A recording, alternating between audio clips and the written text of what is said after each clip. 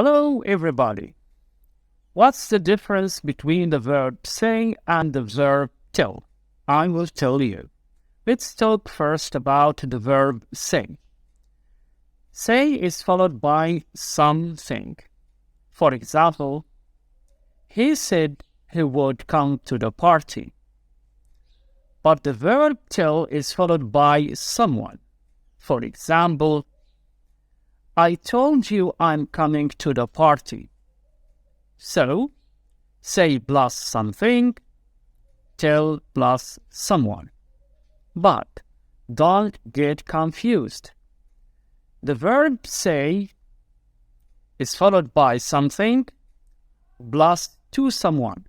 For example, they said nothing to me.